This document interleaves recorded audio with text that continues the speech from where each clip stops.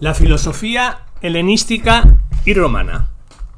Tema 5. Estamos en la UNED. En filosofía. El helenismo.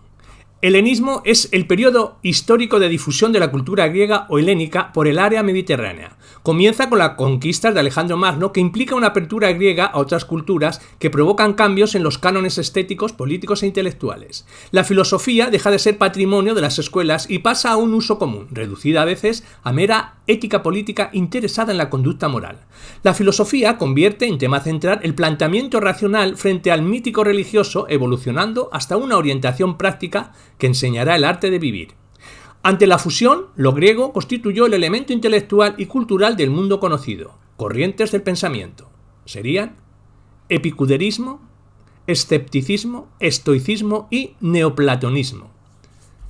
Las nuevas escuelas filosóficas. Evolución de las escuelas filosóficas, desde Platón en la academia, Aristóteles, el liceo, el epicúrea, el jardín, y la estoica, el pórtico. Estas dos últimas convivirían en Atenas en viva discusión sobre temas éticos, metafísicos y lógicos. Durante el Imperio Romano continuaron con su actividad docente hasta su desaparición en el siglo I después de Cristo. La difusión y mezcla de las ideas hizo sentir la necesidad de una síntesis característica destacable del estoicismo. Panecio y Posidonio, representantes notables. De la ética individual hablaremos la felicidad, que es la virtud propia del sabio, y la valoración y uso de los bienes terrenos, que fueron los temas principales de los filósofos helenistas. Trataron de concebir el arte de conducir la vida para hacer feliz al hombre. La imperturbabilidad, la ataraxia, era el carácter distintivo del sabio, entendiendo por tal su independencia respecto al acontecer cósmico. El lema a seguir de los filósofos era el de un interno aislamiento y una indiferencia respecto a cualquier proyecto, empresa y objetivo exterior. La sabiduría era entendida como libertad respecto a los afectos y ausencia de pasiones, la apatía. La prioridad de la filosofía práctica. La característica de la filosofía postaristotélica tiene una tendencia a subordinar la investigación especulativa en un fin práctico, considerado como válido, independiente de la investigación, de modo que a dicha investigación se le niega el valor supremo del periodo clásico, el de determinar el fin del hombre. Lo que se busca ahora es una orientación moral para la vida, y a ello debe servir el saber y la investigación teórica. El pensamiento debe servir a la vida y no la vida al pensamiento. El modo de vida más elevado será el ansia de felicidad como fin práctico de la vida humana, que pone a su servicio la reflexión teórica y la investigación filosófica. La negación del conocimiento en el escepticismo. En el siglo II a.C. apareció el escepticismo, que expresaba la incertidumbre e inseguridad en un contexto político de rápidos cambios. El escepticismo daba forma a la duda sobre la posibilidad del conocimiento en sus dos formas: percepción o conocimiento sensible, y como discursivo o abstracto. Estas dos formas no son fuentes válidas de conocimiento ni por separado ni juntas. Los engaños de los sentidos. Para discutir el valor del conocimiento sensible, los escépticos reproducen el relativismo de Protágoras, el enesídemo. Las percepciones son distintas entre las diferentes especies animales y tampoco coinciden entre los hombres. Varían su función en la diversidad de costumbres, convenciones o formas de vivir.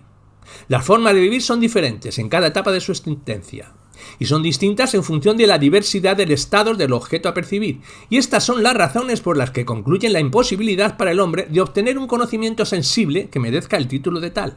Por ello, no existe forma de distinguir verdadero de falso ante tal afluencia de impresiones fugaces y contradictorias. Inconsistencia de las opiniones e imposibilidad de la ciencia. En relación con las opiniones, los escépticos adoptan los argumentos de los sofistas, ya que las opiniones son fruto de la convención y la costumbre sin que tenga ningún otro fundamento. Donde mejor puede apreciarse el modo de pensar del escepticismo es en una refutación de la posibilidad del conocimiento científico, las dificultades de la educación silogística y el método fundado por Aristóteles. La esencia de las cosas es inalcanzable al conocimiento humano. Los escépticos aconsejan que lo procedente es abstenerse de juzgar, epogé, No podemos decir nada de las cosas, solo podemos afirmar que nos parece esto o aquello y de este modo, y solo podemos constatar nuestros propios y momentáneos estados. La imposibilidad del conocimiento debe concebirse más como convicción que como conocimiento, es decir, como abstención de juicio que como afirmación teorética. El epicureísmo. Epicuro, vida y obra. Epicuro nació en el 341 a.C., en la isla de Samos. Estudió filosofía en Teos, en Pánfilo y Nausifones, discípulo de Demócrito. A los 18 años se trasladó a Atenas, donde dio clases con Aristóteles y Genócrates. En el 322 enseña filosofía en Mitilene, Lampsco y Atenas, donde funda el Jardín, y muere en el 271 a.C. Deja pocos escritos.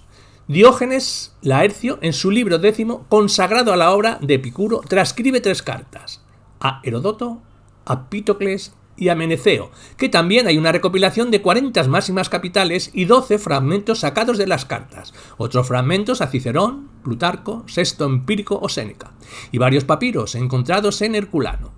La filosofía tiene para Epicuro un valor instrumental para liberar miedos e inquietudes al ser humano y poder alcanzar la felicidad. La búsqueda de la verdad debe tener como fin deshacer los prejuicios y creencias irracionales y absurdas, suprimiendo las perturbaciones que producen. El objetivo de la ciencia no tiene otro fin. La escuela epicúrea. La doctrina de Epicuro se mantuvo sin apenas modificaciones a lo largo de la pervivencia en la escuela. Además del Jardín de Atenas, se fundaron otros centros epicúreos, fuera de Grecia, alumnos de Lámpsaco y Mitilene. Sería Metrodoro, es nativo de Lámpsaco, que no abandonó jamás a su maestro, y tiene 12 obras, la mayoría apolégicas y polémicas. Punto 2. Sería Polieno, es nativo de Lámpsaco, gran matemático, y abandonó su ciencia para seguir en el Jardín. Y el tercero, uno de ellos más, sería hermano de Mitilene, escolarca tras la muerte de Epicuro. Hay otro, Idemeo de Lámpsaco, que es ilustre personaje de la ciudad, simpatizante, pero no ejercía la filosofía. Fue un político rico que financió la escuela. Tras la llegada a Italia de Sirón y Filomeno de Gádara, se constituyó en Nápoles, hacia los primeros decenios del siglo I a.C., un estudio y difusión del epicureísmo, donde se formaron Virgilio y Cicerón. Filomeno es el más conocido. Los papiros de Herculano han proporcionado fragmentos de gran número de obras de carácter.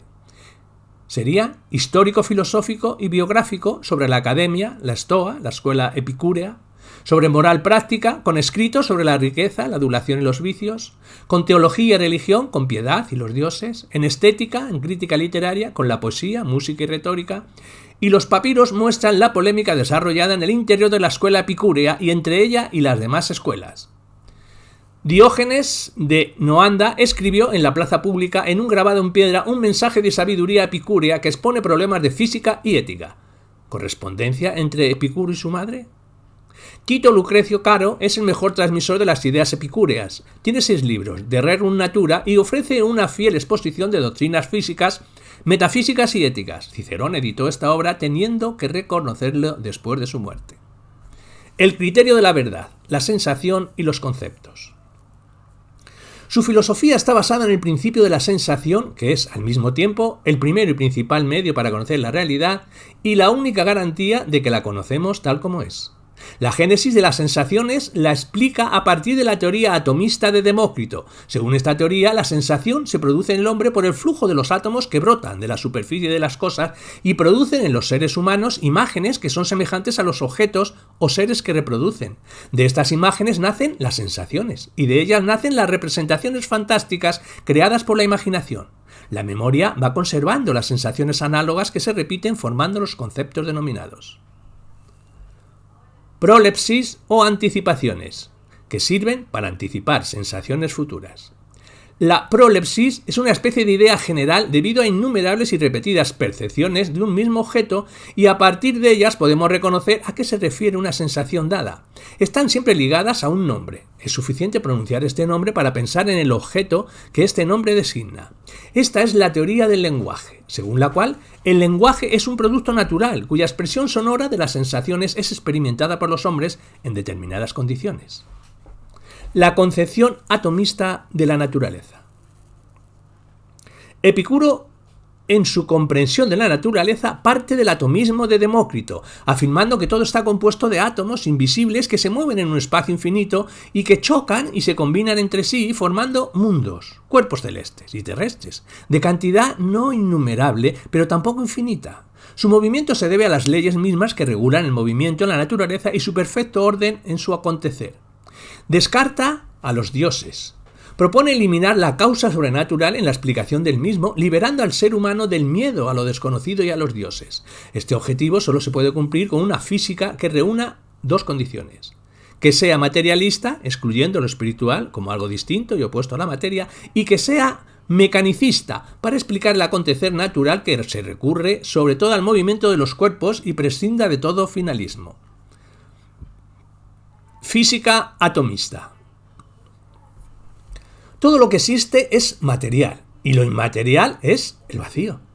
El nacimiento y la muerte se explican por la agregación o disgregación de los átomos. El alma está compuesta de finos átomos muy móviles que penetran en el cuerpo como un soplo cálido. Cuando este soplo se separa del alma y se disgregan los átomos, se produce la muerte. Las potencias del alma son la sensación, imaginación, memoria y razón, facultad de la opinión y juicio. A ellas se les une el sentimiento de placer y dolor que constituye el criterio de verdad para la conducta práctica. El placer y la felicidad. Epicuro convierte a la sensación en filosofía, en el prototipo de la verdad de toda sabiduría. Considera el sentimiento de placer y dolor como criterio de elección o rechazo que han de guiar al ser humano en su vida práctica. El placer es igual a felicidad, aunque no cualquier placer hace el ser humano feliz. Los que se excitan excesivamente y mueven el alma en el gozo y la alegría conllevan agitación y cambios de estado de ánimo, creando dependencia y esclavitud, que no ocasionan paz y felicidad duradera. La felicidad la produce el placer con ausencia de perturbaciones y dolores. Epicuro entiende que el cuerpo goza realmente de placer cuando alcanza un perfecto equilibrio de los átomos que lo componen. Una vez alcanzado, no conoce gradación, sino como máximo variación. De ahí que la duración no aumente el placer. Se puede gozar un día o una vida. Son necesarias pocas cosas para alcanzar la felicidad. Por ejemplo, carecer de sed, de hambre, de sueño, de dolor del cuerpo o turbación del alma.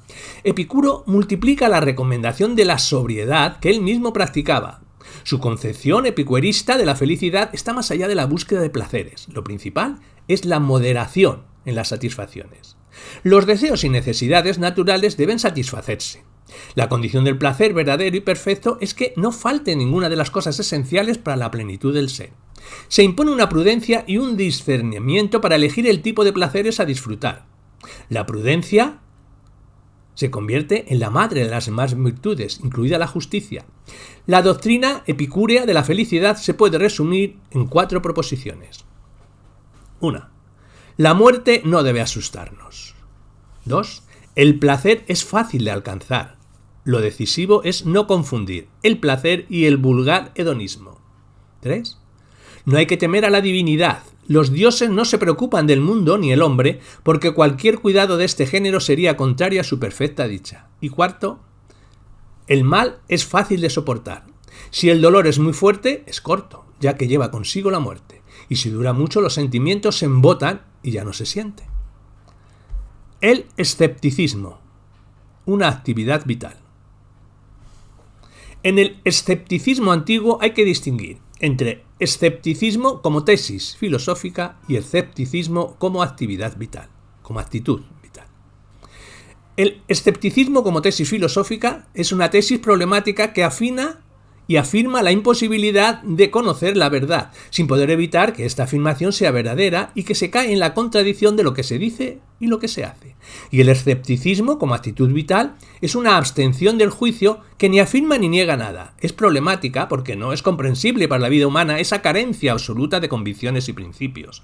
Hay 3 escuelas diferentes. La escuela de Pirrón, de Lis, en tiempos de Alejandro Magno, la Media y Nueva Academia, autores como Arcelisao de Pitane y Cárneas de Cirene, y escépticos posteriores como Enesidemo y Sexto Empírico. En época helenística, romana y escéptica, el fin práctico de la filosofía es encontrar la felicidad como ataraxia. Los escépticos, para lograrla, consideran que la crítica y la negación de cualquier doctrina es el medio, y nunca elaboran una. Su filosofía fue un trabajo de análisis y una investigación crítica que pone de manifiesto la relatividad de cualquier posición teórica o práctica para lograr con ello la ataraxia, la imperturbabilidad, la serenidad inconmovible del alma del sabio. La serenidad de ánimo es la ausencia de inquietud y la paz interior, que es igual a la felicidad, que se alcanza rechazando de manera razonada y argumentada cualquier teoría o norma práctica que se presente como absoluta o verdadera, sin ceder ni retroceder en la lucha polémica. Esta doctrina ha presentado a lo largo de la historia un correctivo a la autocomplacencia dogmática de las filosofías sistemáticas con pretensiones de verdad, impulsando investigación de nuevos avances y una tarea continua de superación. Pirrón de Elis participó con Alejandro Magno en Oriente, junto con Anasarco, discípulo de Demócrito. Vivió en la pobreza. Fundó una escuela de corta duración. No hay escritos suyos. Lo que conocemos de su pensamiento es porque nos ha transmitido otros autores como Diógenes Laercio o Gesto Empírico. Formaba parte de la escuela helenística de los escépticos relacionada con los herederos de la Academia Platónica. El escepticismo moderno y su representación encontraron alimento en sus obras editadas en el Renacimiento. La idea central de la que parte Pirrón es la de que todo lo que puede ser objeto de nuestro conocimiento se nos muestra incierto e indiscernible, lo que aconseja de abstenerse de pronunciar sobre nada, la faxia, suspender todo juicio, el epogé, y mantenerse indiferente, la ataraxia. Basándonos en las doctrinas sofistas, afirma que nada hay que sea verdadero o falso, bueno o malo, bello o feo, por naturaleza, sino que todo es una cosa u otra, por convención, prejuicio, hábito o costumbre. La actitud más acertada para el ser humano es la indiferencia, que conlleva a una ausencia de inquietudes. El escepticismo era una filosofía como práctica de vida. En la Grecia antigua será considerado el escepticismo como sabiduría y buen vivir, lo que más tarde se entenderá como problema, deficiencia o incapacidad. La Academia Media. Arcesilao de Pitare. El escepticismo proliferó como doctrina filosófica distinta de la Academia Platónica y perduró hasta su clausura, en el 529 después de Cristo por Justiniano.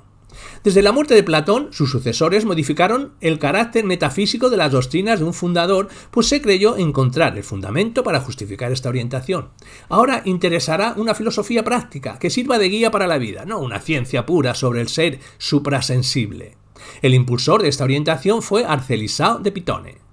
Sus ideas nos han llegado a través de Cicerón y Gesto Empírico. No tiene escritos. Escéptico, radical, sin opinión propia, crítico de las doctrinas y afirmaciones de los demás, especialmente de los estoicos, negaba la teoría del conocimiento y rechazaba que el ser humano fuese capaz de tener representaciones verdaderas de las cosas. La misma conclusión que Pirrón, que es el sabio que debe abstenerse de pronunciarse sobre nada y mantener la impasibilidad, la base de prudencia y el sentido común. La nueva Academia Carneaces de Cirene. Este dirigió la academia en su tercera fase, conocida como Academia Nueva. No dejó escritos y conocemos su pensamiento por el testimonio de sus discípulos. Fue un crítico muy duro con las doctrinas estoicas, especialmente con la doctrina del conocimiento, reafirmando las posiciones de los escépticos anteriores y haciendo uso de antinomías y dilemas para poner de manifiesto la incapacidad de distinguir con la dialéctica lo verdadero de lo falso. A diferencia de sus compañeros, considera posible un criterio de verdad dentro de la noción de lo probable, lo verosímil, lo increíble o lo persuasivo. Sexto Empírico y los últimos escépticos. Entre el siglo I a.C. y el segundo, después de él, el escepticismo se diseminó en una variedad de autores que ya no formaban escuela, pero mantenían la orientación iniciada por Pirrón y continuada por la Academia en Esidemo, Agripa y Sexto Empírico. Sexto Empírico escribió importantes obras que constituyen el mayor referente sobre el escepticismo antiguo y también sobre las doctrinas con las que los escépticos discutían, elementos pirronianos y el contra los matemáticos. Contra los filósofos dogmáticos rechaza sus argumentos silogísticos a los que acusa de caer en un círculo vicioso y somete a crítica muchos axiomas sobre el de la relación causa-efecto. Contra los estoicos critica su idea de providencia y su concepción de divinidad, señalando de manera minuciosa multitud de contradicciones. En cuanto a la providencia, destaca antinomias cosmológicas como la imposibilidad de ser Dios finito o infinito, o las antinomias morales como la contradicción de la perfección divina y la existencia del mal. Se trata de defender un concepto filosófico de pura búsqueda, nunca como posesión de la verdad. En cuanto a la vida práctica, aconsejaba guiarse por 4 principios: lo que percibimos a través de los sentidos, las necesidades del cuerpo, las costumbres y las leyes y las reglas de las artes. El estoicismo. La escuela estoica recogió elementos tomados de aquí y de allá. Es por eso una corriente filosófica sincrética y los combinó, añadiendo ideas nuevas. El resultado es una propuesta sistemática y también, por la que acabamos de decir, inestable, pues no todas las piezas del puzzle encajan perfectamente. La filosofía sostienen que se despliega según 3 ramas: la lógica, la física y la ética. La escuela estoica y su evolución. Probablemente los estoicos son los que han ejemplificado la subordinación de la filosofía a la felicidad por mediación de la virtud. Se distinguen 3 campos de la virtud: natural, moral y racional. La filosofía debía dividirse en lógica, física y ética. Entre el 300 a.C. y el siglo II después de Cristo se distinguen 3 épocas dentro del desarrollo de la escuela estoica: estoicismo antiguo, medio y moderno. Su fundador fue Zenón de Citium y la estableció en Atenas en el llamado Pórtico de las Pinturas. A los 22 años se entusiasmó leyendo los escritos socráticos y creyó haber encontrado un segundo Sócrates en el cínico Crates, de quien se hizo discípulo. Murió de muerte voluntaria, como gran parte de sus seguidores, y de sus numerosos escritos solo nos quedan fragmentos. Quien dio el gran impulso doctrinal fue Crisipo de Soli o Tarsos, prolífero escritor y gran dialéctico. De sus escritos solo quedan fragmentos, sin poder ser atribuidos al autor. En la llamada Estoa Media florecieron Panecio de Rodas, influido por los académicos, y Posidonio, maestro de Cicerón de Rodas, una de las mejores mentes antiguas. En la antigua época, casi romana, Séneca, Epícteto y el emperador Marco Aurelio de la dinastía de los Antoninos. Las doctrinas estoicas que más han influido en la historia de la filosofía posterior ha sido la necesidad del orden cósmico, representada en la idea del destino y providencia, así como las ideas del ciclo cósmico o eterno regreso de Dios y como alma del mundo, y que han constituido aportaciones de gran eco y resonancia posterior. La caracterización de la lógica como dialéctica, las teorías del significado, la proposición y el razonamiento inmediato representan en conjunto un desarrollo importante de la lógica aristotélica. En el ámbito de la ética destacan la idea de la autosuficiencia y libertad del sabio, la del deber, la del valor y del cosmopolitismo y la teoría del derecho natural. La teoría estoica del conocimiento. El conocimiento como combinación de signos. Los estoicos tienen que enfrentarse a la doctrina de los escépticos, que según ellos no existe un criterio de verdad seguro. Esta escuela filosófica se preocupó por problemas éticos y se acogieron a la idea socrática de que la virtud es imposible sin el saber. El contenido de cualquier representación o conocimiento procede de la percepción sensible. Existe una conciencia de fondo entre las tesis estoica y el materialismo de Epicuro, la teoría del Demócrito de los ídolos. Los estoicos coinciden con los epicúreos en que la percepción de la impresión de las cosas externas sobre el alma, originalmente el alma, es como una tabla de cera en la que el mundo externo imprime a lo largo del tiempo sus signos. Este hecho les lleva a rechazar la teoría de las ideas de Platón, y la doctrina aristotélica del entendimiento es un agente que implica la afirmación de que existe una cierta actividad o energía autónoma productora de conceptos. Los estoicos reducen los conceptos generales y abstractos a un mero mecanismo de los elementos de la percepción. Nociones comunes y verdad.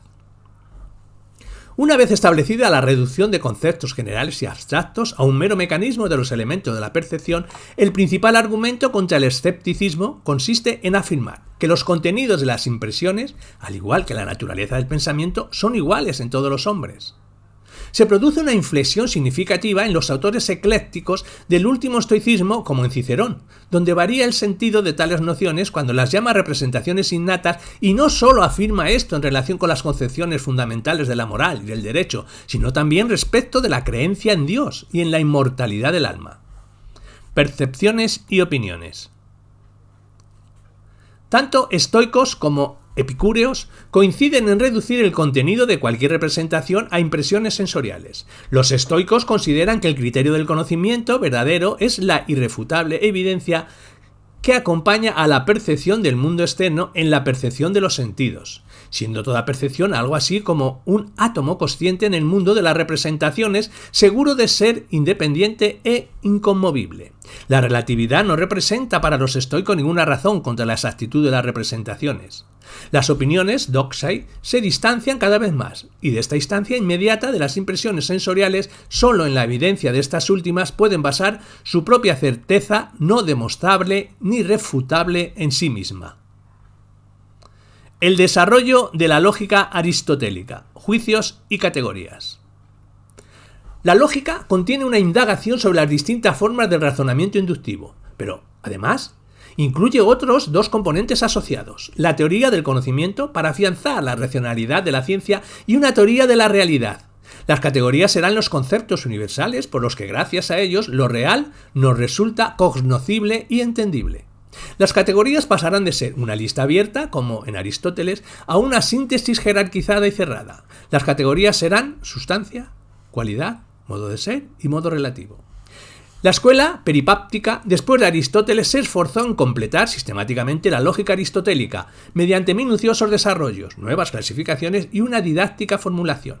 Desarrollaron, hasta en sus menores detalles, las formas deductivas que se obtenían de ahí, y trabajaron el problema de la cualidad de los juicios y derivaron los silogismos de diversos modos, y cada vez más se fueron alejando de los métodos analíticos de Aristóteles hasta hacer de la lógica un conjunto de fórmulas huecas.